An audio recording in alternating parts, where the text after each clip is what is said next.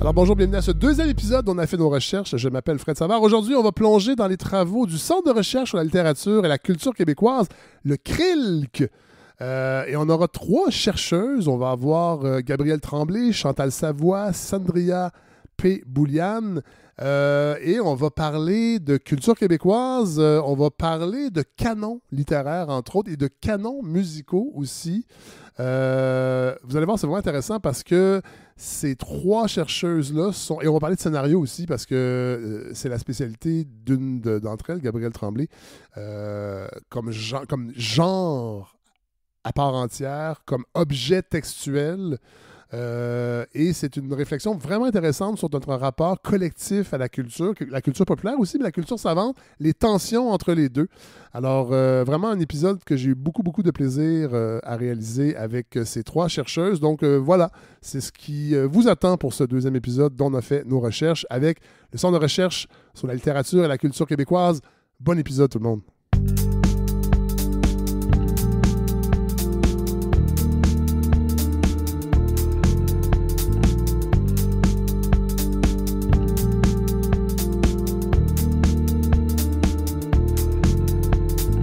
Mesdames, bonjour.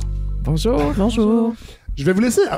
on va le dire tout de suite, on va se plonger dans quelque chose qu'on ne fait pas si souvent, je trouve, dans les médias, c'est-à-dire parler de recherche en littérature et même en culture, je dirais qu'on associe souvent la recherche aux sciences humaines, sciences exactes. Puis là, aujourd'hui, on va plonger dans une partie des travaux du Centre de recherche sur la littérature et la culture québécoise, le CRILC. Je vais vous laisser vous présenter. Oui, alors je suis Chantal Savoie, je suis professeure titulaire à l'Université du Québec à Montréal et je me suis occupée pendant très longtemps d'un projet dont je vais certainement parler abondamment aujourd'hui qui s'appelle La vie littéraire au Québec, qui est un grand projet fondateur, mais aussi vous parler un petit peu de travaux que moi je fais sur la culture populaire et puis sur les pratiques culturelles des femmes. Gabrielle Tremblay, professeure au département d'études littéraires. Je me spécialise dans les études scénaristiques et les liens entre littérature, cinéma, scénario et société sont au cœur de mes recherches depuis un petit moment déjà. Oui, Sandria P. musicologue à la Faculté de musique de l'Université Laval. Mes travaux portent surtout sur l'histoire de la musique au Québec, de la première moitié du 20e siècle, mais pas que. Et j'ai, avec une belle équipe, un projet qui va un peu suivre les traces de la vie littéraire au Québec, qui s'intitule La vie musicale au Québec. Donc, on ratisse large. Parlons du CRILC. Ses origines, parce qu'il y avait une autre incarnation avant, si je comprends bien. Le CRILC, c'est un grand centre de recherche interuniversitaire qui porte exclusivement sur la culture au Québec. Ça existe en fait depuis 2003 dans sa forme actuelle, mais bon, des fois, les noms changent, les traditions s'inscrivent dans le prolongement d'autres qui étaient avant ça. Mais moi, quand j'étais étudiante, ça s'appelait le CRELIC et c'était à l'Université Laval. Donc, ça a existé une bonne vingtaine d'années comme CRELIC et ensuite, ça a fusionné avec un autre centre de recherche qui était à l'Université de Montréal qui s'appelait le CETUC pour devenir en 2003 le CRILC. On n'est pas comme en France encore avec les sigles, ça s'en vient. Donc, ce centre de recherche-là, en fait, regroupe une 60aine de chercheurs, de chercheuses dans plein de disciplines. Donc, littérature, études cinématographiques, musicologie, histoire de l'art. Et tout ce monde-là travaille sur la culture au Québec. Donc, c'est une façon aussi de déplacer un petit peu les frontières, c'est-à-dire que dans nos domaines, on est devenu tellement spécialisé qu'on est entre musicologues, on est entre littéraires, et que là, tout ce monde-là travaille sur la culture au Québec et ça permet de voir la richesse de tout ce qu'il y a, mais les interactions entre tous ces domaines-là, parce que on n'est donc pas tout le temps surconditionné par nos disciplines, je dirais. Est-ce que c'est difficile de faire l'arrimage entre tous ces domaines? Et ça a été un long travail. On pourra Sandria fait partie de l'aventure depuis très longtemps. Hein. Ça a été une étudiante qui a vécu toutes ces transformations-là. On s'est beaucoup parlé et beaucoup de gens ont trouvé que c'était très long, la mise en marche des grands projets, parce que tout le monde ne travaille pas ensemble conjointement, mais tout le monde interagit de plus en plus. Puis nous, une de nos signatures, c'est qu'on travaille en grandes équipes. Donc, on a eu à se parler longtemps. Oui, tout à fait. En fait, moi, j'ai pas tant senti le basculement entre le avant et le après parce que je débutais mes études à la maîtrise et déjà, j'étais étudiante membre du CRILC. Donc, j'avais déjà accès à des professeurs, non seulement dans ma faculté, mais en musique, en cinéma et en danse. Et un trait aussi très important, c'est le côté interuniversitaire. Donc, ça amenait aussi les étudiants de l'équipe à rencontrer d'autres étudiants, étudiantes et professeurs des autres universités du Québec. Alors, c'était vraiment très, très riche. C'est juste du bon, ça. C'est vraiment juste du bon. C'est juste du bon. Puis quand tu te penches sur une période particulière, si tu cherches, tu travailles avec les gens qui s'intéressent aux grands romans des années 20 dans le monde entier. Au Québec, tu en as quelques-uns, mais il y en a beaucoup moins. Mais là, quand tu te mets à travailler sur les années 20 avec des gens qui s'intéressent au cinéma, qui s'intéressent à la musicologie, puis qui s'intéressent à la littérature, là, tu vois un monde se déployer. Ouais. Tu vois ce que les gens faisaient vraiment à l'époque et pas seulement ce qui a remonté le plus spontanément dans la mémoire collective. Donc ça, c'est une grande richesse qu'on a de se parler entre nous, même si c'est long parfois avant de trouver qu'est-ce qu'on fait ensemble. Gabrielle? Mais j'allais juste dire, oui. je pense que la réponse de mes collègues maintenant permet aussi de se dire quelque chose où j'ai l'impression, les gens qui vont nous écouter, qui nous écoutent en ce moment, c'est quoi un centre de recherche? Qu'est-ce que ça mange en hiver? Oui. Là, pour le dire de manière très simple, c'est vraiment quelque chose aussi qu'on apprend. C'est-à-dire que Sandria, tu disais comment tu t'es intégré à ça durant ta maîtrise. Moi, c'est au début de mon doctorat, j'ai eu des contrats étudiants au CRILC à ce moment-là. Mais à ce moment-là, je comprenais pas exactement c'était quoi un centre de recherche. Ouais. Et en fait, plus on s'en rapproche, plus on voit des possibles. Et c'est de ça dont Chantal et Sandria ont parlé jusqu'à maintenant. Ça permet de voir qu'est-ce qui est possible de faire comme connexion, comme investigation, comme possible de s'intéresser à la culture en général. Dans une des définitions du CRIL, il y a cette idée de faire état de la vie culturelle. Et là, je lis, les chercheurs vont lire tout ce qui a été écrit. Et dit, ça me semble, et j'imagine tout ce qui a été enregistré en musique, je veux dire, ça me semble titanesque comme mission. Bon, c'est titanesque, mais bon, d'abord, on fonctionne avec ce qui s'est rendu jusqu'à nous. On a un objectif d'exhaustivité, puis bon, là, on a parlé de ça en évoquant le centre de recherche, mais en fait, c'est un des sous-projets qui est un des projets fondateurs, puis qui est celui qui a eu énormément d'impact, je dirais, sur cet écosystème-là, qui s'appelle La vie littéraire au Québec. Le projet a commencé tout de suite à partir du moment où il y a eu une presse imprimée en Nouvelle-France, donc en de la conquête. La première presse imprimée, c'est 1764. Donc la conquête, il y a la date officielle, mais il ne débarque pas avec la presse imprimée ici immédiatement. Donc, il y a même une presse imprimée. Et là, la première phase du projet, ça a été, oui, de lire tout ce qui s'est publié à partir du moment où ça a été imprimé ici. Okay. Donc, de là, l'idée d'exhaustivité. Au fur et à mesure que le projet a avancé dans le temps, il a renoncé à une partie de l'exhaustivité puis il a fait des choix. Ouais. Mais la sélection, c'est pas faite sur la base de la qualité, c'est faite sur la recherche d'une sorte d'exhaustivité dans la représentation des différents segments. Donc, ce qui avait qui a été publié comme des nouvelles littéraires, il y a pu avoir des partitions. Mais donc, on a essayé puis de garder ça représentatif aussi. Est-ce qu'il y avait des hommes? Est-ce qu'il y avait des femmes? Est-ce qu'on avait toutes les classes sociales représentées? Donc là, on s'est mis à cartographier avec des catégories, des typologies, mais tout le temps avec cette idée qu'on allait couvrir tout, même si on ne lisait pas tout. Évidemment, c'est là que les chercheurs, les chercheuses à l'époque, puis je veux nommer quand même les deux grands directeurs à l'origine du projet, c'était Maurice Lemire de l'Université Laval et Denis Saint-Jacques de l'Université Laval, mais très rapidement, Lucie Robert, qui est professeure à l'UQAM aussi, a eu un rôle majeur dans ce projet-là. Donc, très rapidement, ils se sont rendus compte que ces choix-là, puis toutes ces décisions qu'on prenait avaient un impact majeur sur ce qu'on trouvait. Oui. Donc là, ça s'est mis à être un projet qui n'était pas juste tourné vers l'exhaustivité, mais qui impliquait une réflexion plus théorique, plus épistémologique, puis qui impliquait qu'on se demande, quand on fait l'histoire de quelque chose, on fait le récit de quoi? Et ça, ben, on peut se le demander sans prendre connaissance du terrain, mais c'est plus commode d'avoir regardé ce qui se déployait, puis de se demander ceci est la trace de quoi et donc nous faisons l'histoire de quoi. Donc ce grand projet-là en est venu à concevoir qu'il faisait l'histoire essentiellement de deux choses, de comment la littérature au Québec était devenue autonome, c'est-à-dire qu'elle s'était émancipée des littératures francophones, françaises et ou américaines, etc., mais comment elle avait une identité propre, mais aussi comment elle était devenue légitime, c'est-à-dire qu'elle aussi pouvait avoir des grandes œuvres qui satisfaisaient aux exigences internationales, parce que les baromètres sont toujours un peu internationaux. Donc là, on s'est mis avec ces deux leviers-là à interpréter, et ce projet-là donc continue jusqu'à aujourd'hui. On est en train de faire le dernier tome, qui est le tome 8, qui va s'arrêter en 1962. Donc, il y aura 8 tomes qui couvrent de la toute première période et de l'arrivée de la première presse à imprimer jusqu'à 1962. Puis pourquoi, là, ça va être une question de néophyte, mais pourquoi on s'arrête en 1962? Plusieurs raisons. C'est pas la fatigue. En fait, on est très fiers d'avoir duré aussi longtemps. C'est pas la fatigue culturelle, mais bon. On s'en sort. Plus ça va, plus il y a de matériel à traiter. Ouais. Plus c'est long faire une période.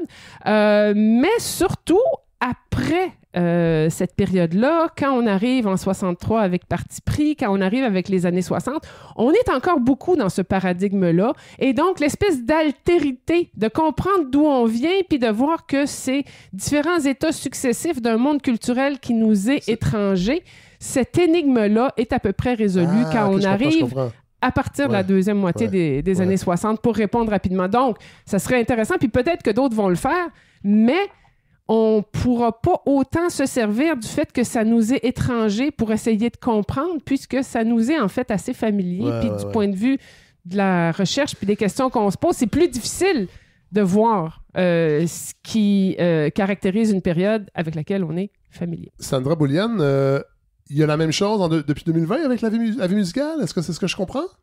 Bien, la même chose. Du moins, il y a un esprit qui est quand même très présent. Comme j'ai mentionné, le CRILC et la vie littéraire, ce sont des choses qui font partie de ma vie d'étudiante et de chercheuse pendant longtemps, aujourd'hui de chercheuse. La vie musicale au Québec, il y a un projet un peu similaire qui a été amorcé par Lucien Poirier à l'Université Laval dans les années 80-90, c'est-à-dire qu'ils sont partis en 1764 aussi avec le premier journal imprimé en sol canadien, disons comme ça, québécois. Et donc, ils ont fait un premier tome en parcourant tout ce qui était imprimé et en relevant tout ce qui était de l'ordre musical, aussi poétique, danse, théâtre. Donc, art de la scène. Et ils ont publié un premier volume avec les incipits, donc un petit résumé de chacun des articles. Et pour de 1764 à 1800, ils ont fait ça, puis ça a pris à peu près 125 pages. Ensuite, ils ont continué, 1800-1825, ça fait 2000 pages. Ah ouais. Donc là, on est juste dans l'imprimé. Donc, on est dans journaux, magazines imprimés. OK, c'est ça. Donc, ça montre bien à quel point que ça devient immense. Ouais. Alors, mais le projet, pour diverses raisons, a arrêté avec le décès de M. Poirier dans les années 90. Et donc, j'avais, moi et d'autres collègues, donc Vanessa Blais-Tremblay, qui est professeure de musicologie à l'UQAM aujourd'hui, et Laura Risk, qui est professeure de musicologie à l'Université de Toronto. Eh bien, on s'est dit, OK, on veut reprendre la chose. Maintenant, comment penser cette vie-là et comment penser la recherche de la vie musicale au Québec? Et on a développé différentes stratégies là, pour le faire. Peut-être qu'on pourra revenir un peu plus précisément dans la méthode, mais peut-être pour dire ce qui distingue la vie littéraire et la vie musicale, c'est que nous, on n'a pas basé les recherches à partir d'un recueil des publications ou des livres existants. Donc, la vie littéraire au Québec, il y avait le dictionnaire des œuvres littéraires au Québec qui précédait. Ça, c'est quand même très pratique, même si c'était pas complet. Non, mais c'est pas de base. On n'a pas l'équivalent. On n'a pas les pièces musicales, toutes confondues, qu'elles soient classiques, qu'elles soient populaires, qu'elles soient jazz. Puis qu'après ça, on pourrait pousser nos analyses et aller voir autre chose. Mais vous, votre objet de recherche, c'est ce qui a été écrit sur la musique. Nous, ce qui nous intéresse, c'est le musiquer. Ce qui fait que les gens sont en connexion avec la musique parce qu'ils la jouent, parce qu'ils l'écoutent. Mais c'est pas des enregistrements nécessairement sonores. Pas nécessairement, non. Vous n'êtes pas dans une cueillette de tout ce qui est enregistré. Je pense que Victor Barbeau a fait ça à une certaine époque. Ben lui, il est allé, donc, Marius Barbeau, allait enregistrer sur le terrain des chants, des contes. Non, nous, on regarde qu'est-ce qui fait partie de la vie des gens qui est de l'ordre du musical. Et le scénario, Gabriel, on commence quand même... On commence quand on finit... Oui, un peu. Début des années 60, c'est pas, le cinéma apparaît pas au début des années 60, mais reste que... Forcément, sur le plan historique, c'est plus récent. Hein? C'est un peu plus récent, puis je dirais qu'il n'existe pas encore de projet du type La vie des scénarios au Québec. On n'est pas là encore. Est-ce qu'il faudrait qu'on ait un projet comme ça? Il y a quelque chose qui est en germe.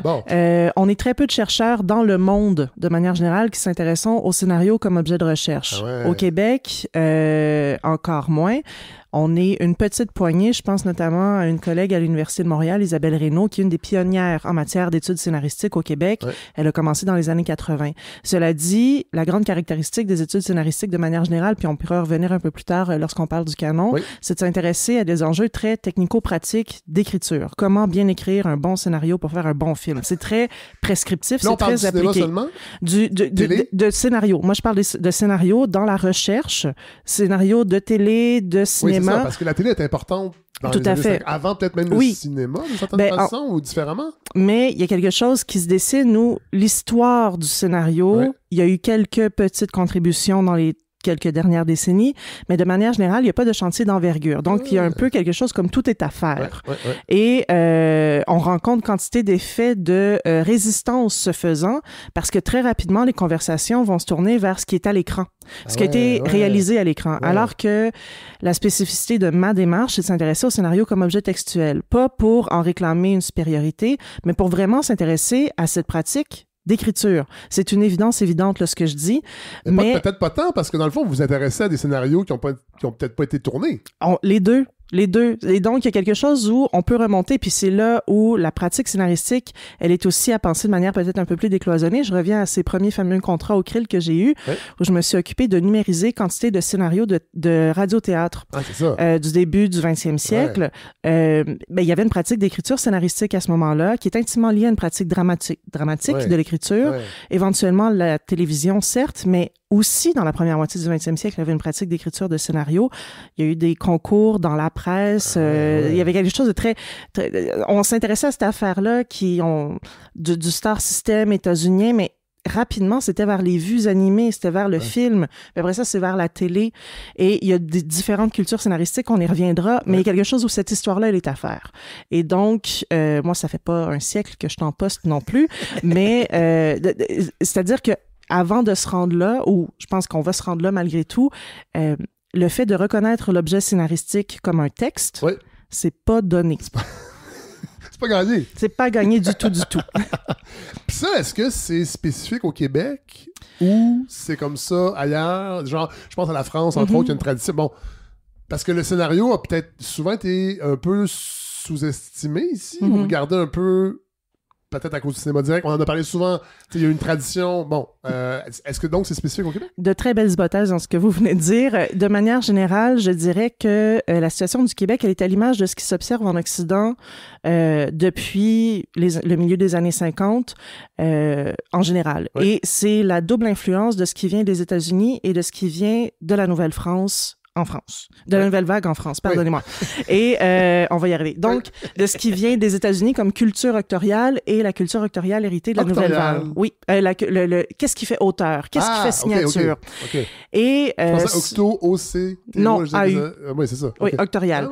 Donc, une culture octoriale. Il y a ce qui vient des États-Unis en matière principalement télévisuelle ou la culture du showrunner qui s'est développée. Donc, c'est vraiment l'auteur qui celui qui écrit le scénario, celui qui dirige l'écriture des scénarios, qui va être l'auteur d'une série donnée. Et ce rôle devient de plus en plus tentaculaire, on le sait bien. Ce qui vient du côté du cinéma de la nouvelle vague, c'est cette idée que l'écriture cinématographique la plus noble advient au tournage et concerne ce qui est à l'écran. Ce qui veut dire que tout ce qui est à l'extérieur de ça, tout ce qui déborde un peu est vraiment marginalisé en importance depuis très, très longtemps.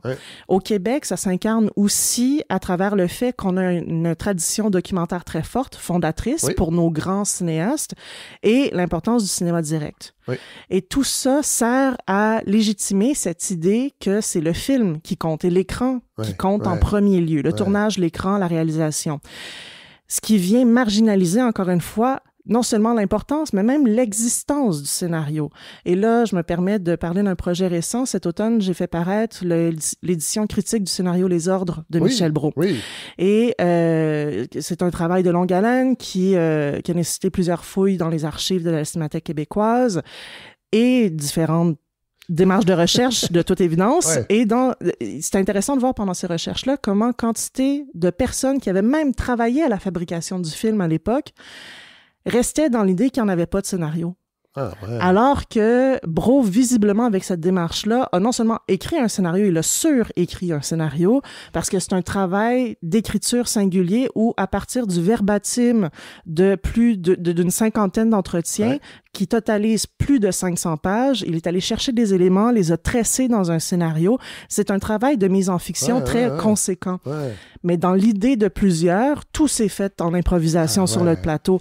Et donc, c'est de voir aussi le folklore, l'imaginaire, les discours, comment on parle du scénario. Et c'est là, je reviens à ce que je disais tout à l'heure, reconnaître l'existence même du scénario et pas gagner d'avance très souvent.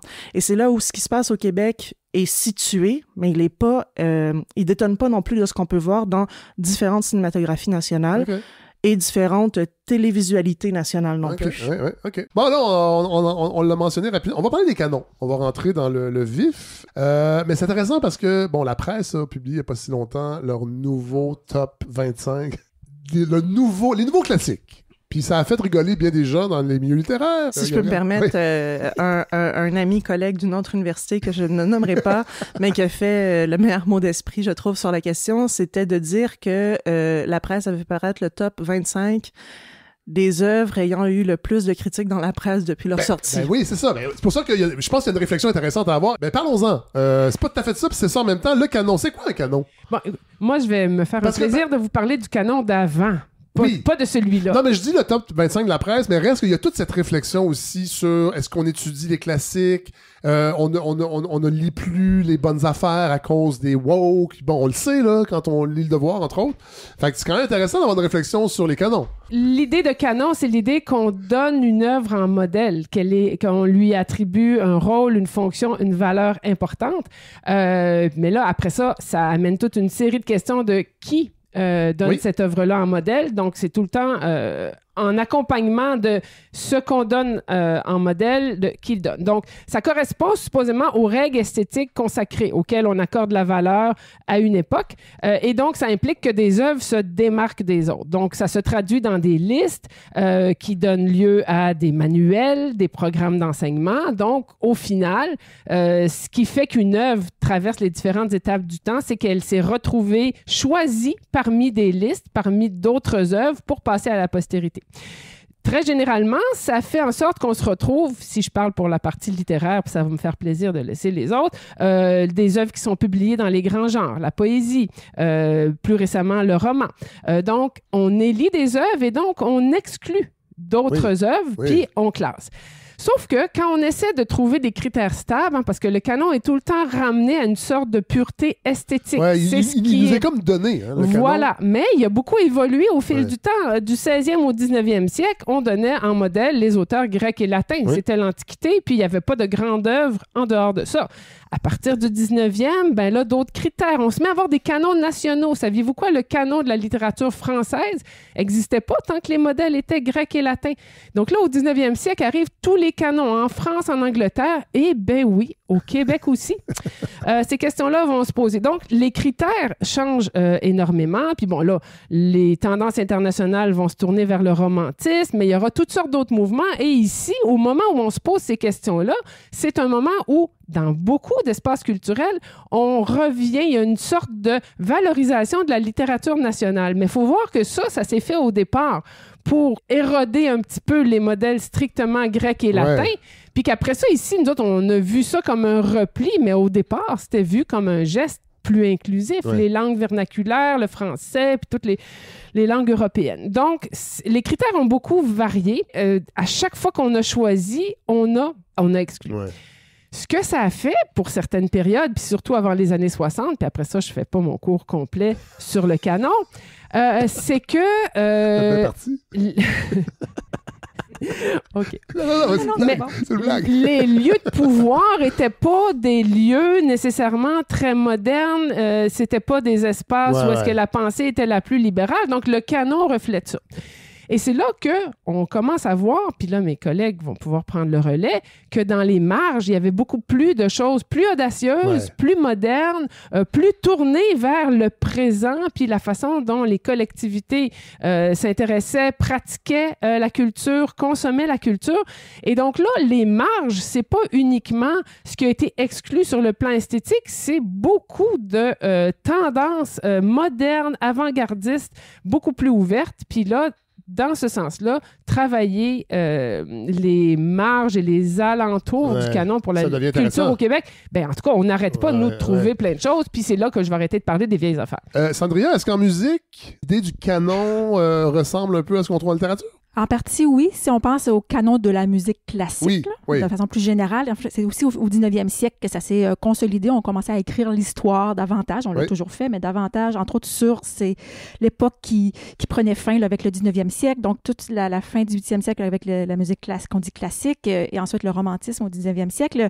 Et donc, il y a des figures qui sont venues qu'à s'imposer. Et donc, on a écrit cette histoire-là en France, aux États-Unis et ailleurs, donc en misant sur le canon de la musique occidentale, surtout européen. Ouais.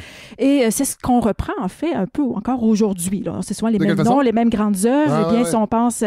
en fait, ça amène toujours le canon, une forme de réduction aussi des époques, puis des types de musique. Par exemple, on va associer fugue à Bach, baroque. On va avoir sonate Mozart, classicisme. On va avoir symphonie Beethoven, début romantique. Bon.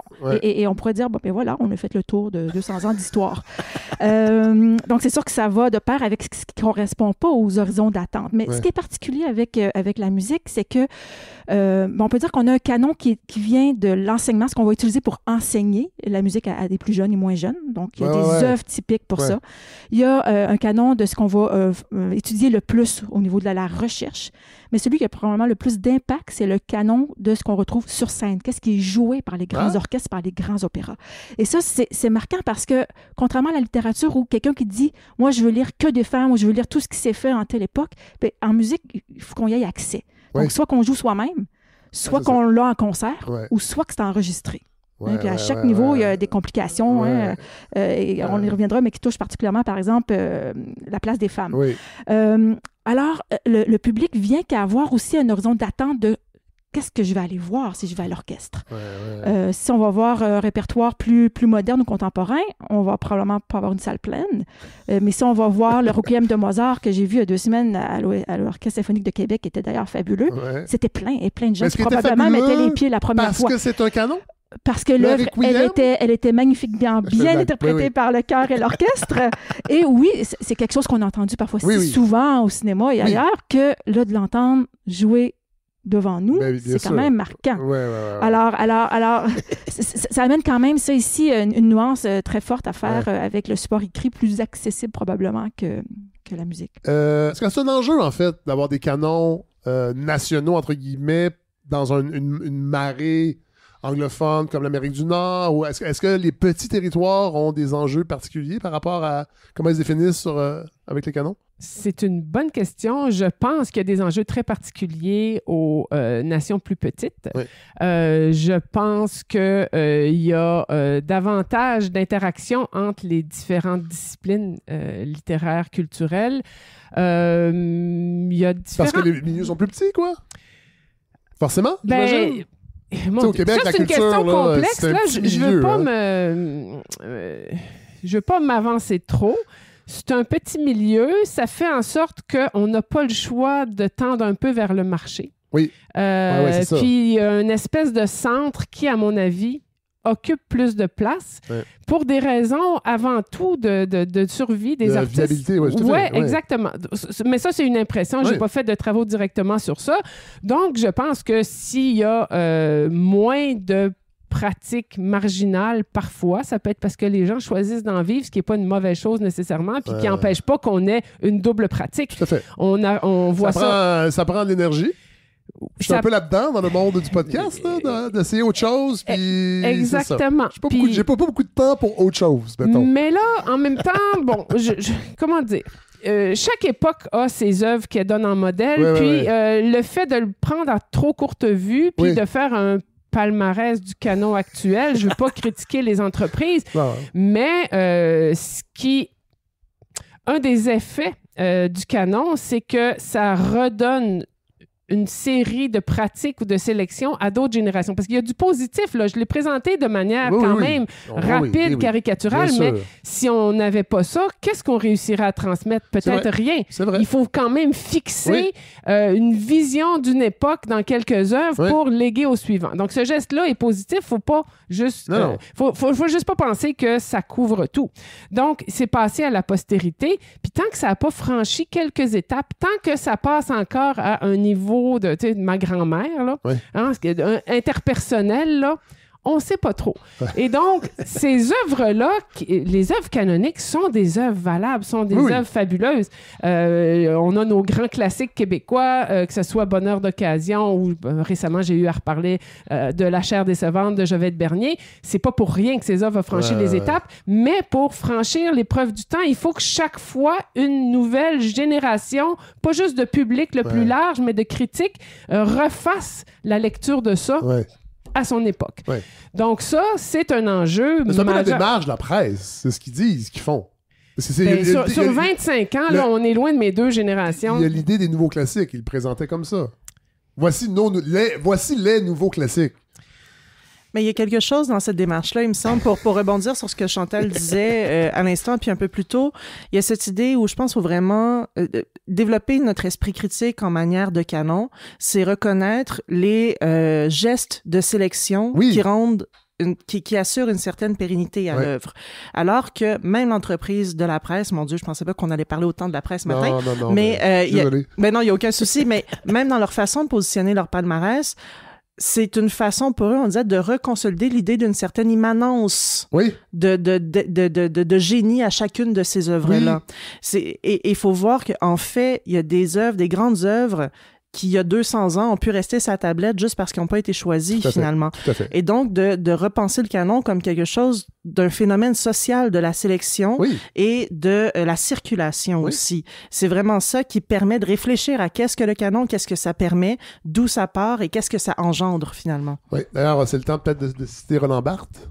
Toujours le temps de citer Roland Barthes, qui, parlant des classiques, disait « La littérature, c'est ce qui s'enseigne. Le point, c'est tout. » Ben, disons que si on revient à mon idée tout à l'heure, qu'on veut aller au-delà de la génération qu'on a côtoyée, là, ben, il reste les livres, il reste les bibliothèques d'abord, puis comme on ne peut pas lire la bibliothèque au complet, la première chose qu'on fait quand on étudie dans une discipline, c'est qu'on suit des cours qui nous donnent un horizon de référence à partir desquels on va travailler. En littérature, on donne des œuvres à étudier parce qu'on les donne comme des grands classiques, mais aussi, très souvent, c'est que ces œuvres-là vont servir à étudier tous les procédés, toutes les stratégies d'écriture. Donc, il y a plein de raisons de mettre des œuvres au programme. Donc, ultimement, si on dépasse le cadre des connaissances interpersonnelles, incluant la famille élargie et quelques générations, ce qui reste pour transmettre, c'est l'école. C'est vraiment l'école. Mais ça finit par... Puis, Sandria, vous avez envie d'intervenir? Sur cette idée-là, en fait, de mes collègues, donc d'un cours et de la sélection, parce que quand on donne un cours, surtout s'il y a le mot « histoire » dedans, on doit faire une sélection. Puis c'est là où je serais peut-être plus généreuse dans le propos sur l'initiative de la presse. C'est un risque, c'est difficile. Moi, je le dis toujours au début à mes étudiantes, là, j'ai fait une sélection que je suis pertinente pour le cours que je vais vous donner, ce que je vais vous transmettre, mais il y a plein d'autres œuvres qu'on aurait pu aussi sélectionner. Après ça, c'est ça. Donc, il y a le risque de sélectionner, de choisir et de vouloir valoriser. Puis aujourd'hui, notre approche est souvent de mettre l'œil sur tout ce qui n'a pas été pris, alors qu'un temps, on aurait plutôt dit « Hey, les œuvres qui ont été sélectionnées sont quand même intéressantes. » Je suis assez d'accord avec tout ce qu'on... En tout cas, pour les albums. Je trouve que ce sont tous de bons albums, puis on a leur place. Peut-être que là, ici, pour clore peut-être ce sujet-là, peut-être que ça aurait été plus transparent puis plus pertinent aussi à la lecture de dire carrément, voici à partir des couvertures de la presse, de l'histoire, disons, de la musique populaire des 25 dernières années, ce qui en ressort. Alors là, on a quelque chose qui est un petit peu moins subjectif peut-être. Tout à fait. Mais bon. Donc, je voulais juste peut-être finir rapidement sur cette idée-là de canon puis le Québec, juste pour amener une autre nuance avec l'histoire de la musique au Québec. On n'a pas encore de manuel ou d'histoire. Il n'y a pas un livre qu'on peut aller acheter, ça dit l'histoire de la musique au Québec. Donc là, je rejoins certaines préoccupations avec le côté de la scénarisation. Donc, on n'a pas cet ensemble-là qui nous permettrait après ça de le critiquer. Il suffirait qu'on ait une histoire, qu'on dirait, voici ce qu'ils n'ont pas fait et qu'on aurait dû faire. Donc, on part sans ça et on doit un peu réfléchir à la manière dont on veut pouvoir présenter cette histoire-là en évitant les écueils ou des pièges trop évidents qu'aujourd'hui, clairement, on veut s'affranchir. C'est quoi ces pièges-là?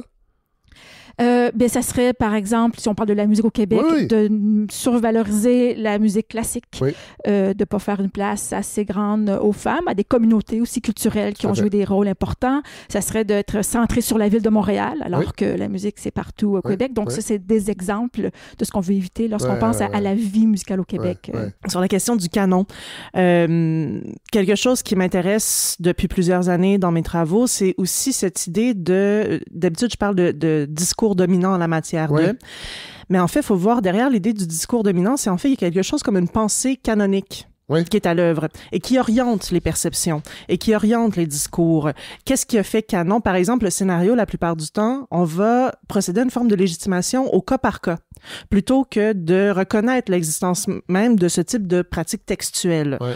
Alors que dans la vie en général, le roman, il existe comme un roman. Il y a un roman qui est publié, qui est pas publié, mais c'est un roman. Il appartient à la catégorie légitime du roman. Après, il y a des romans qu'on trouve bons, il y a des romans qu'on trouve moins bons.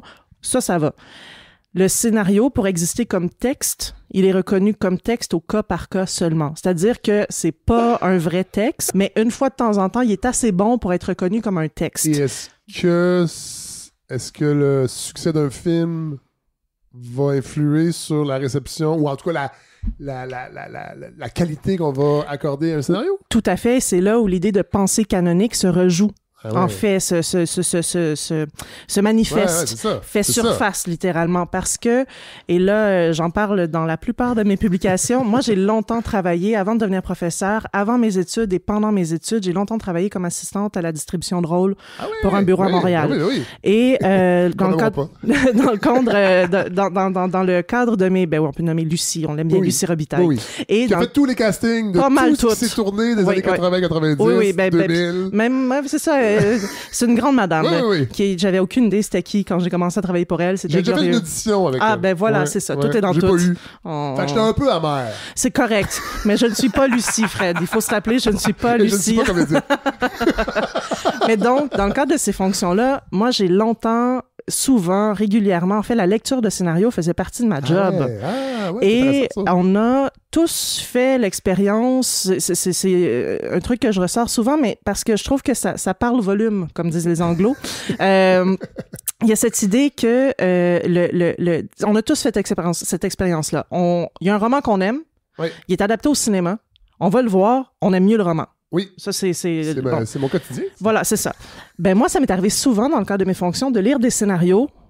Et on travaille, on fait la production, on fait le casting, le film se tourne, on va à la première, puis je réalise que je préfère le scénario que j'ai lu.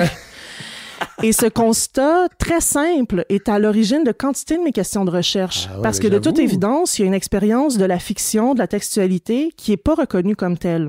Et c'est là où... qui se transpose peut-être pas à l'écran. Qui se transpose pas à l'écran, mais c'est de revenir, c'est-à-dire que je pense que ça demande un effort de reconnaître la pensée canonique qui nous traverse pour faire l'effort conscient de revenir à ce qui concerne le texte scénaristique. Et de toujours revenir vers le film, vers la série, c'est autant de façons de se détourner du texte. Et c'est là où la pensée canonique se rejoue en matière scénaristique, c'est qu'on est toujours en train d'aller vers un autre objet. Alors que l'objet texte, il est là. Il y a un travail qui a été fait. Mais quand je dis on, c'est pas juste vous aujourd'hui ou des gens, des étudiants, c'est des professeurs, c'est des chargés de cours, c'est des scénaristes eux-mêmes qui arrêtent pas de me dire, moi, je suis en train d'écrire un film. Je suis comme, non, le film va être réalisé, t'écris un scénario. Et c'est pas par pureté, c'est par pleine conscience du geste de création en présence.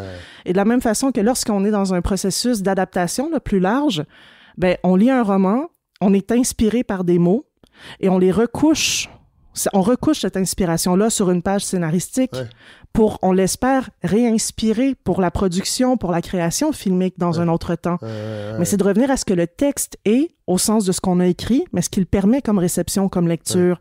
Et ça, autour du scénario, la pensée canonique fait un écran. Là, je joue sur les mots, mais fait littéralement écran. Moi, ça me fait penser à la question des supports. On tourne autour depuis tout à l'heure. Quand on cherche des œuvres importantes, ben pour la littérature, on cherche des romans, puis on cherche des romans publiés sous forme de livres. Puis là, si on reporte ce geste-là sans se poser de questions dans différentes époques, ben on rate plein de choses, parce que peut-être qu'une des œuvres les plus importantes du 19e, je vais nommer le journal d'Henriette Dessaulles, ben c'était un journal intime. D'abord, ça a pris beaucoup de temps avant que quelqu'un le trouve, avant qu'il se rende compte de sa valeur puis qu'il devienne littéraire, mais c'était un cahier manuscrit qui était resté dans ses tiroirs. Donc là, à toujours présumer que c'est les mêmes critères, les mêmes supports puis les mêmes enjeux liés à ça, puis même chose, je ne veux pas voler le domaine de Sandria, mais pendant longtemps, le folklore, je veux dire, c'était pas enregistré, c'était pas écrit, la musique écrite. Donc, la question des supports, ça fait partie de la façon dont les choses se rendent à nous. Puis même le palmarès de la presse dont je ne veux pas parler, ben, c'est les disques qui sont... enregistrés. Ben oui, c'est ça. Puis ils l'ont dit comme ça, puis c'est correct, mais qu'est-ce qui dit que c'est ça la musique la plus importante? Il y a peut-être plein de musique qui n'est pas présentée sous forme de disque, mis en marché par une compagnie de disques. Donc voilà, la question des supports, de la matérialité de la culture, je trouve qu'elle revient dans tout ce qu'on a dit. Vous me faites plaisir parce que moi, je suis un grand fan de trad. Et je suis né à Saint-Hyacinthe, en plus. Fait qu'Henriette Dessol... Bastion de la musique. Ben oui, vous connaissez... mais je suis fière de vous. L'école Fadette. Je suis impressionné et honoré. Je sais pas être fier d'être quelque part, c'est pas mon choix, c'est mes parents. Félicitez mes parents. Non, mais le parc des Sols, je dis Henriette Dessol. Bon, je suis pas sûr que les Mascoutins savent très bien qui est exactement Henriette Dessol, mais ça, c'est une autre histoire. Ça nous permettrait de faire un lien entre le canon et la nomination des lieux et des rues. Allons-y. Hein, si on parle de musique classique au Québec, donc, compositeur, compositrice, est-on capable d'en nommer? Difficile. Si on pense à des salles, peut-être. André Mathieu? Bon, André Mathieu. Si on pense à nos salles, souvent, ça nous aide. Claude Champagne? Ah, Claude Champagne. Ouais. Pierre Pellado? Non. Wilfrid Pelletier. Wilfrid Pelletier. Ah, ben oui, mais c'est un chef d'orchestre. Puis là, on va avoir... Mais c'est un chef d'orchestre, Wilfrid Pelletier. Oui, il a composé un petit peu. Quand même. Oui, il a composé. Après ça, on pourrait penser à Jacques Etu. Claude Vivier, parce que là, on a oui. Alors, ça aide. Mais ça fait aussi que ça va invisibiliser d'autres personnes. On a très peu de salles nommées au nom d'une compositrice. Oui. Est-on capable de nommer des compositrices? Ah, là, ça devient beaucoup plus difficile. Oui, c'est tout à fait. Alors c'est ça. Alors qu'il y en a plein. Là, pour le plaisir, on va penser à Micheline Coulombe-Saint-Marcoux, pionnière dans la musique électroacoustique.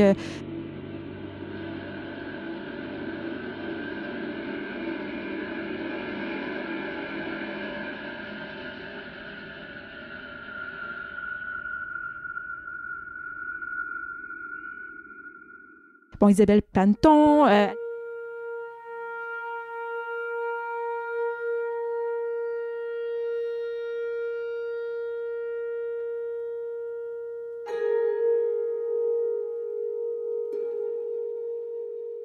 Albertine Caron-Legris, Albertine Morel-Labrec, 2 Albertines qui sont super importantes dans la première moitié du 20e siècle, composées énormément, mais beaucoup pour des compositions d'ordre pédagogique, pour l'enseignement, souvent aussi sous-valorisées dans le corpus, que ce soit en littérature ou autre. Si c'est pour enseigner, c'est peut-être pas la vraie chose. J'imagine qu'en musique, les Albertines, c'est 4 temps plus que 5.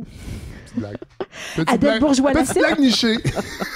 Bref, Katia Madiski, Warren, Anna Sokolovic, on en a... C'est des noms qu'on connaît peu. Qu'on connaît très peu. Alors ça, peut-être pour venir que, si on parle de canon au Québec, plus difficile. Peut-être en musique populaire, on pourrait dire qu'on a quelque chose qui ressemble un petit peu plus à un canon. Le plus facile aux gens de nommer 4-5 grands auteurs, compositeurs, interprètes. Peut-être ça nous amène au prochain bloc. Est-ce que je me trompe ou vos travaux de recherche aussi s'orientent dans des pratiques dévalorisées? Moi, je peux dire, c'est pas tant parce qu'elles étaient dévalorisées que ça m'a intéressé, mais à partir de tout ce que j'ai raconté tout à l'heure, le premier travail là, dans lequel je me suis investie, reconnu, puis qui a ma signature, c'est le travail sur les femmes de lettres canadiennes-françaises au tournant du 20e siècle. Pour faire ça schématiquement, au départ, j'ai pris la liste des œuvres publiées à cette époque-là, puis j'ai... analyser ça en fonction de la liste des personnes qui écrivaient à cette époque-là. Et c'est le décalage entre les deux qui est venu me montrer à quel point le support livre donnait une perspective très particulière, très conservatrice aussi, avec très peu d'œuvres dans des grands genres. Des petites brochures, de la littérature pour enfants, des œuvres pieuses, des biographies de saintes, ce genre d'affaires-là. Là, ça, mes femmes qui avaient écrit, là, elles avaient écrit ça. Puis sinon, des recueils de chroniques populaires dans les journaux. C'était ça, les grands succès de l'époque. Puis là, quand je regardais la liste des femmes qu'on connaissait et qui avaient écrit, ben j'en avais d'abord à peu près 75. Puis il y en a énormément, mais il faut vraiment les chercher. Puis là, je dois ça, moi, à des générations d'étudiantes, d'auxiliaires, de chercheuses qui avaient fait patiemment la liste ou qui avaient fait une thèse sur ça. Là. Moi, je suis arrivée avec de la documentation déjà en partie constituée. Je remercie toutes ces personnes-là. Mais là, je voyais donc que les pratiques d'écriture, il y en avait énormément des femmes, que la très grande majorité étaient journalistes, et donc elles n'avaient pas laissé d'œuvres publiées sous forme de livres, sauf les plus populaires qui avaient écrit les best-sellers de l'époque. Donc là, je me suis mis à retourner dans les journaux, à voir ce que ces femmes-là avaient fait. Et c'est là que j'ai vu la modernité de ces femmes-là qui parlaient de tous les sujets, qui faisaient la promotion de l'éducation des filles, qui avaient un regard ironique sur un paquet de réalités de leur époque, une perspective féministe, mais non pas toujours frontale, souvent un peu oblique, pour égratigner un peu, rappeler que...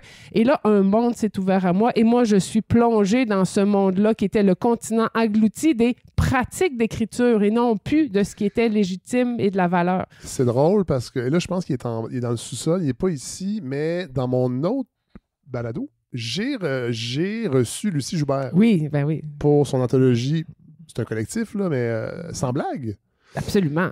Évidemment, il y a la perspective, le paradigme humour, mais c'est fascinant de voir toutes ces femmes C'est fascinant. qui ne sont pas des humoristes et qui ont commencé dès la fin du 19e siècle. Ben voilà. Ce qui est intéressant derrière ça, oui, il faut une anthologie, puis c'est comme ça qu'on va arrêter tout le monde d'être obligé de retourner dans toutes les sources très diversifiées, mais c'est que c'est transversal. Il y en a beaucoup de mes femmes de lettres qui se retrouvent dans l'anthologie. Il y a des femmes qui n'ont pas écrit que ça. Ouais. Il y en a qui ont écrit des textes dans les journaux, pour la radio, pour la scène. Et là, tout à coup, au-delà du fait qu'elle a fait une anthologie puis que c'est les femmes qui ont écrit puis qui ont écrit des affaires pas mal drôles, je la conseille à tout le monde, il y a cette idée-là qu'on n'a pas à chercher les femmes qui ont écrit juste des stand-up comiques ou celles qui ont écrit juste des livres comiques et qu'en décloisonnant, on fait comme, mon Dieu, il y en avait pas mal. Puis il y a toute une histoire de ça. Donc, je pensais pas parler de l'anthologie de Lucie Joubert, mais on l'a fait. C'est le genre d'initiative qui permet non seulement de connaître plus de femmes humoristes, mais de comprendre pourquoi on n'en savait rien puis il n'y avait pas d'anthologie avant. Sandrine, oui, ben peut-être que je dirais aussi une petite... la manière dont je me suis intéressée là, à l'histoire de la musique au Québec. Donc, j'étais intéressée à savoir qu'est-ce qui avait existé avant Félix Leclerc, qui est souvent un petit peu le point A de l'histoire de la chanson ou de la musique au Québec. Sinon, on remonte à Mary Travers, Madame Bolduc. Oui. Et donc, je faisais différents travaux avec le CRIL, et on disait pas mal que l'histoire, là, puis l'enregistrement de la musique québécoise, ça commence avec Marie Bolduc. Alors, j'ai fait mes premières recherches universitaires sur ce qui avait été enregistré au Québec avant. Donc, le répertoire, on avait tendance à le dévaloriser en disant que c'était que de la traduction, qu'il n'y avait à peu près rien d'intéressant là. Alors, en m'intéressant à l'histoire d'enregistrement au Canada, qui se trouve à être au Québec et plus précisément à Montréal, j'ai comme ça pu découvrir une espèce d'inventaire incroyable d'œuvres enregistrées. Et là, j'étais pas en train de cibler nécessairement ce qui était classique ou légitime ou ce qui était français, ce qui était bon, ce qui n'était pas bon. Je regardais tout ce qui était enregistré. Ensuite, je me suis intéressée à la chanson populaire. Mais ça m'a donné la première idée d'avoir une stratégie qui me permettait de faire fi un peu des canons ou des gros noms. Alors ça a été une stratégie de s'intéresser à ce qui était enregistré à une époque. Et pour ce qui est de la vie musicale au Québec, il y a vraiment un projet là, en cours de production, avec ce que je vous contais tout à l'heure, qu'il y avait tellement trop de sources dans les journaux qu'à un moment donné, on a dû arrêter de se dire, là, on va avoir 4000 pages, on veut regarder tout ce qui s'est écrit sur la musique entre 1900 et 1920. On a décidé, moi et mes collègues, de s'intéresser à, et aussi grâce à une discussion avec Chantal Savoie ici, à trouver une façon de découper notre période. Et finalement, on a choisi des petites tranches de 24 heures. Ça veut dire qu'on prend une journée, par exemple, j'ai surtout travaillé sur le 31 juillet 1924. Et là, à Montréal, parce qu'au début, on a commencé avec Montréal, et là, on a regardé tout ce qu'on pouvait trouver d'abord dans les journaux, mais ensuite dans d'autres sources qui étaient en lien avec la musique. Alors, sur nos 24 heures, là, ensemble, entre 1919 et 1952, 24 heures seulement, on a plus de 600 événements qui sont en lien avec la musique. Ça peut être Madame une telle qui vend son piano. Ça peut être un qui chantait telle chanson à la radio. Ça peut être que telle dame s'est mariée, puis il y a eu, dans ma journée, c'est la fin des cours de français à McGill, et on a chanté là, au Canada le God Save the Queen, puis la Marseillaise en français. Ça peut être la musique qu'on a jouée au cinéma avant, le cinéma sonore. Donc, juste de voir que finalement, la vie fait partie du quotidien des gens. Musicale. Il y a vraiment une vie dont on peut parler. Et ça ne veut pas dire que dans notre journée, il ne peut pas y avoir une personne qui aura plus marqué l'histoire. Donc, ça nous permettait de faire un petit peu, mettre à plat le tout et de faire en sorte que ce qui est plus légitime fasse partie de notre histoire, mais aussi des pratiques qui, autrement, ne seraient jamais mentionnées. Mais là, si je reviens avec la citation de Roland Barthes de tantôt, là, il n'y a pas une tension qui s'installe à l'université entre la culture savante et les pratiques plus... dans la marge, j'imagine qu'il y a une tension quand même dans les énergies qu'on peut mettre et aux endroits... On est obligé de parler vite quand on explique des choses comme ça, mais dans les faits, ça fait longtemps que la culture populaire est entrée à l'université. Déjà dans les années 80, moi, les profs que j'avais, ils avaient fait des travaux sur X13. 1880 ou 1980? Vous pensez que j'ai quel âge, monsieur Savard? Non, mais ça fait pas si longtemps. Donc, les années 80, c'est pas... Non, mais... Ben non. Ben avant ça, le folklore. Le folklore, c'est peut-être la première pratique populaire qui est entrée à l'université parce que ça fait partie aussi des programmes d'études canadiennes. Puis il y en avait beaucoup du folklore ici. Puis donc là, les folkloristes commence à l'université peut-être un peu plus tôt. Pour la littérature, ben, c'est sûr qu'il y a eu au 19e siècle beaucoup de romans populaires, romans d'aventure, romans gothiques, etc. Donc, ça fait partie des projets historiques, mais quand on est en train d'essayer de trouver des grandes œuvres canadiennes-françaises à enseigner, ben, les premières, c'est pas nécessairement les feuilletons qui amusaient les gens, mais il y en avait plein les journaux au 19e. C'est très diversifié. Mais moi, je parle de ce qu'on a appelé dans les fins des années 70, début 80, la paralittérature, les romans sériels. Moi, j'avais... les romans sériels? C'est les romans en série, les romans harlequins, les romans policiers, les collections. C'est-à-dire que là, on ne vend pas nécessairement une grande œuvre d'un grand auteur, mais on vend une sorte de modèle, un style. Ça peut être différents auteurs, mais il y a une parenté. Donc, la littérature sérielle, puis là, il y a des formats, espionnage, policier, il y a des romans érotiques, mais moi, j'ai travaillé beaucoup sur le roman sentimental.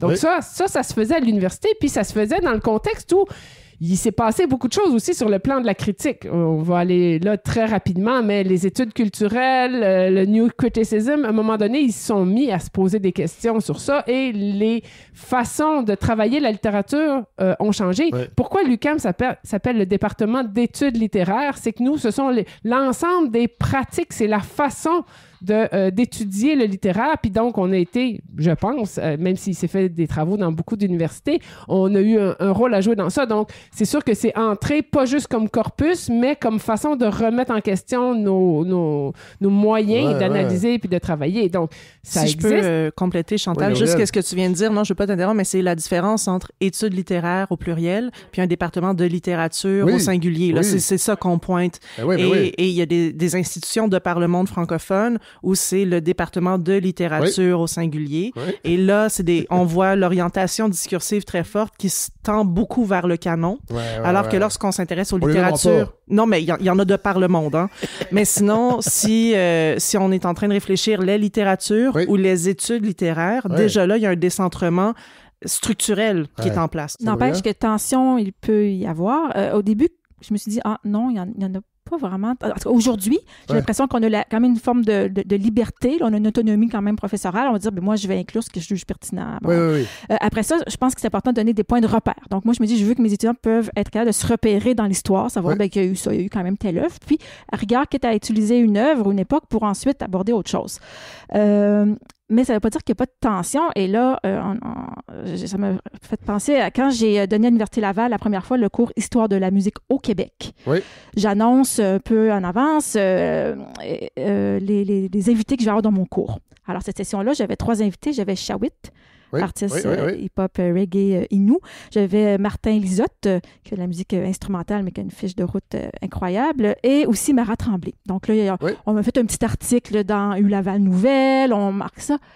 Et bon, les étudiants, je pense que personne n'en ont vraiment, vraiment parlé, sauf qu'il y a une personne, que non plus je ne nommerai pas, et que je ne connais pas d'ailleurs, qui a écrit un message à peu près 50 personnes dans l'université. Faculté des lettres et des arts, musique. La rectrice était là-dedans pour dire, mais où s'en va notre histoire? Elle a fait une plainte on aborde où sont nos Félix Leclerc et nos Gilles Vigneault et donc elle a fait une plainte sur le contenu de mon cours. et pourtant, j'ai jamais dit que j'allais pas parler de ces gens-là. Je donne la voix à des gens d'aujourd'hui. Et ça, c'est quelque chose d'assez remarquable aussi en histoire de la musique qui s'est fait en jonction avec le tournant au 20e siècle. C'est que en musique classique, c'était à peu près les premières fois où on écoutait, où on mettait sur scène de moins en moins de musique écrite au présent, donc de compositeurs et compositrices vivants, pour toujours donc relayer le canon. Donc ça s'est fait à peu près là. Et en musique populaire, on peut voir à peu près la même chose. On va avoir tendance à vouloir revenir avec nos chansonniers, et tout ça. Et alors qu'on a plein de créations qui se fait encore dans le moment présent. Bon, le spectacle nous aide à les maintenir le plus possible en vie. Donc, c'est différent. Mais quand même, si on voit qu'il y a une fracture, on veut idéaliser une espèce de corpus. Puis on l'a vu, puis là, je lance peut-être une énormité, on l'a vu avec la mort de Jean-Pierre Ferland, où on a réclamé des funérailles nationales, puis en tout respect pour l'œuvre de Jean-Pierre Ferland, quand on la réécoute, on se rend compte qu'il y a plein de ces chansons classiques qui ont été coécrites. Je pense à Michel Robidoux, entre autres. Et on n'a pas eu de réflexion collective tant que ça. Là. Ben, ça revient à la sélection dont on parlait en début de conversation. Vraiment, l'effet de sélection, puis aussi l'effet de dans les arts où le concours de plusieurs personnes est nécessaire, l'effet de signature, c'est ce qui va faire en sorte que des gens passent à l'histoire et d'autres sont invisibilisés. Voilà. La musique oui, on parle beaucoup auteur, compositeur, interprète. Oui. Alors, en faisant cette catégorie-là, bien, on met de côté les personnes qui ne seraient, en guillemets, que interprètes. Et souvent, les que interprètes, ça a été des femmes. C'est vrai. Alors, plutôt que de parler des contextes et des relations de pouvoir qui créaient cette situation-là, eh bien, on va dire non, quand on est auteur, compositeur, interprète, on est plus complet. Mais après ça, étonnamment, on va placer au haut de l'échiquier Robert Charlebois, qui, dans la plupart des cas, n'a pas composé les paroles de ses chansons et a coécrit même souvent la musique avec d'autres. Encore là, c'est rien pour lui enlever. Au contraire, on devrait dire c'est super. Il a collaboré avec Mouf, collaboré avec Régent Ducharme, collaboré... Bon, mais dans l'imaginaire, on va le considérer comme un auteur, compositeur, interprète. Tout à fait. Alors qu'à la Bolduc, on va souvent oublier qu'elle écrivait ses chansons. Et que c'était pas du répertoire traditionnel. Elle avait une musique qui était, oui, on pourrait dire folklorique, mais ses paroles, c'était la musique urbaine, c'est des chansons d'actualité. C'était une femme d'affaires. Moi, j'ai reçu Pierre Lavoie, entre autres, pour... Il était très bon, votre épisode. Ah, mon Dieu, c'était tellement intéressant, cet essai-là. Peut-être, si vous me permettez, revenir sur la question des tensions. Ben, je pense qu'on est à l'ère de l'inclusivité, puis on perçoit pas tant que ça des tensions. Tout le monde est pour la vertu. Par contre, moi, ce que je vois beaucoup, puis là, je veux pas parler entre collègues, mais je vais tourner ça vers mon rôle dans les salles de classe, c'est une méconnaissance de notre passé culturel incroyable. Tout le monde pense que c'était plate, mortifère, que les gens restaient chez eux puis ils se grattaient la tête tout l'hiver alors qu'on les voit aller danser, lire plein de trucs, écouter de la musique, aller au cinéma. On les voit avoir des ambitions de participer à plein d'aspects de la vie culturelle. Donc, moi, je trouve qu'il y a beaucoup de méconnaissance de notre passé. Puis, chaque fois que j'ai invité des gens à faire l'exercice de plonger, que ce soit à un moment donné, j'ai donné un cours complet sur l'année 1900 à Montréal. Personne ne parle de rien d'autre que ce qu'on a fait en 1900. C'est fabuleux, les travaux qu'il y a eu sur la danse, la vente d'instruments de musique, l'offre dans les librairies. Les gens pensaient qu'il allait avoir 2 romans. Viens me voir, Madame Savoie, il y en a des centaines. C'est plein de livres érotiques. Comment ça? C'est quoi cette affaire-là? Puis là, ben cherche. Je sais pas, tu sais, je sais pas tout de cette époque-là, mais je sais comment chercher. Puis là, tout le monde rapportait des choses éblouissantes. On ne sait pas comment les gens vivaient. Donc, s'intéresser aux pratiques plutôt qu'aux œuvres. À partir du moment où on a accès à tous les journaux au bout d'un clic, là, on peut chercher pas mal plus de choses. On peut chercher des noms de personnes, on peut chercher des noms de salles, Donc là, tout à coup, ça rend ça accessible. Moi, c'est pas pour rien, j'avais jamais enseigné ça au premier cycle parce que ça prenait des mois de travail en bibliothèque pour trouver 3 articles. Mais aujourd'hui, tout est numérisé. Je fais, mon Dieu, on peut le faire. On apprend aux étudiantes, aux étudiants à chercher de manière cohérente, scientifique. On les lance dans ça. Je dis, c'est un continent immense et ça, c'est partout. Et peut-être que les outils de l'intelligence artificielle vont être intéressants à ce niveau-là. Je sais qu'on les démonise beaucoup, mais pour en avoir parlé avec les gens du CIREM, avec Maxime Goyer, entre autres, sur comment ça va révolutionner les études sur la Nouvelle-France, de se servir de l'IA pour reclassifier des millions de documents. Oui, les big data et tout ça. Mais moi, je veux dire, ce qui est quand même peut-être un peu plus particulier au Québec et qui est difficile, on dirait, de s'en détacher, c'est cette idée-là de la grande noirceur suivie de la Révolution tranquille. Oui, ce récit-là. Ce récit-là, même des fois, sans même savoir chez les plus jeunes, qu'est-ce que c'est, on dirait que ça vient marquer un avant puis un après, puis que dans l'avant, il n'y a pas grand-chose d'intéressant. Brièvement, je rajouterais sur la question de la tension, des tensions, cette idée que effectivement, la plupart du temps, à l'intérieur de l'université, lorsqu'on parle de nos recherches, on est accueilli positivement globalement. À l'intérieur de nos unités d'attache réciproque, oui. Après, il ne faut pas perdre de vue que l'université est un peu pas hors le monde. Hein. C'est-à-dire que l'université est dans la vie et la vie ressemble à l'université. Ce qui fait que même à l'intérieur, on en parlait déjà avec la distinction études littéraires versus département de la littérature.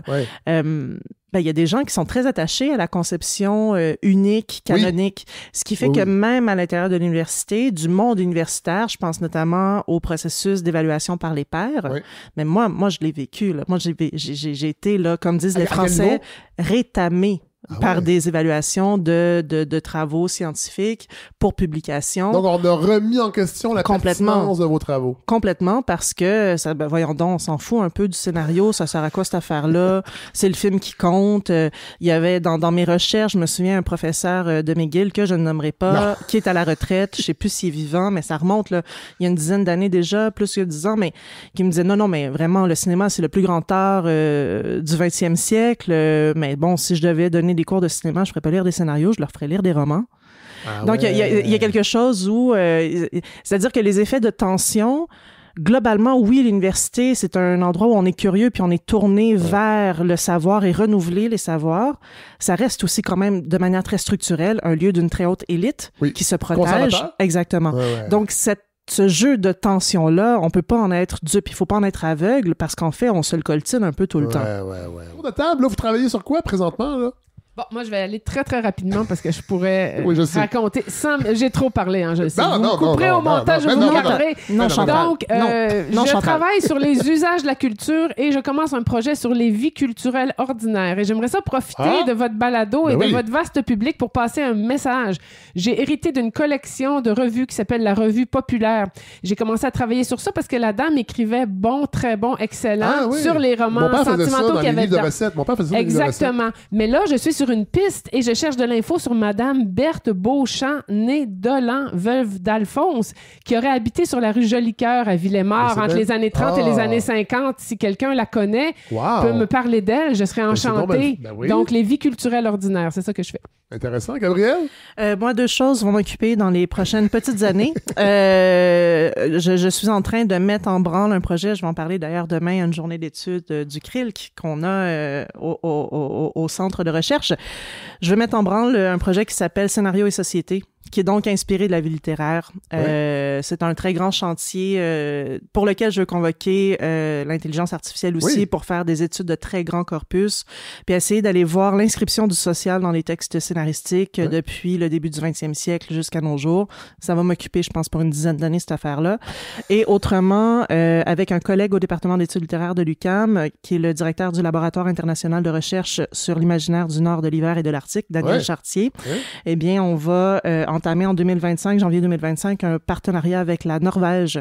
Et ça va être des échanges pour 4 ans sur la mobilité et étudiante, professionnelle et de recherche autour des métiers littéraires et des pratiques littéraires, des pratiques textuelles. Alors, moi, ce qui m'occupe avec une belle équipe de collègues, c'est vraiment la vie musicale au Québec. En fait, présentement, on est dans la fin de la production de 3 épisodes de balado sur nos 3 fameux 24 heures des années 20, sur lesquels on s'est concentré. Et d'ailleurs, pour ceux qui peuvent être intéressés, il y a des articles aussi qui ont été rédigés dans la revue Men's sur ces 3 24 heures. Donc, on les a fait en version scientifique, pour ceux qui ont envie de lire et d'en savoir un petit peu plus, mais aussi du côté audio, on vous amène dans un parcours immersif. Où, pour chacune de nos 3 journées, en 21, 24 et 28, eh bien, on plonge les éditeurs du matin jusqu'au soir dans ce qui s'est passé. Et c'est fabuleux parce que le 6 décembre 1921, c'était la première journée où les femmes ont exercé leur droit de vote au Canada.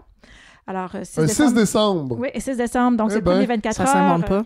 C'est fou, hein? Le 31 juillet 1924, en fait, moi, je me suis intéressée à cette date-là parce qu'on a un orchestre composé de musiciens afro-américains, donc le Chicago Novelty Orchestra, qui a enregistré dans notre studio de compo à Montréal. Budget, et le 1er juillet 1928, imaginez-vous qu'on a fêté la Saint-Jean-Baptiste le 1er juillet parce qu'il pleuvait le 24 et que cette année-là, la thématique des chars allégoriques, c'était nos chansons. Donc là, on a des événements maîtres, mais ensuite, on plonge dans tout ce qu'on pouvait y trouver de cette journée-là. On a des personnages historiques. Imaginez les crises de bacon aujourd'hui si on fêtait à Saint-Jean le 1er juillet. Oui. Ce ne serait pas du bacon canadien. Ce serait on a déjà déplacé l'Halloween. Moi, je dis ça, je dis rien. C'est vrai.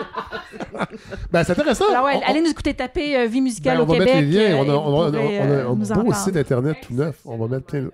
Chantal, quand tu félicites les collègues, il faut le faire dans le micro. Je vous félicite, les filles. Je trouve fabuleuse. J'aurais pas dû venir. C'est vrai, vous êtes fabuleux. Merci, Chantal Savoie, Gabrielle Tremblay, Sandria Bouliane. Merci, vraiment, c'était passionnant. Merci à toi. Merci.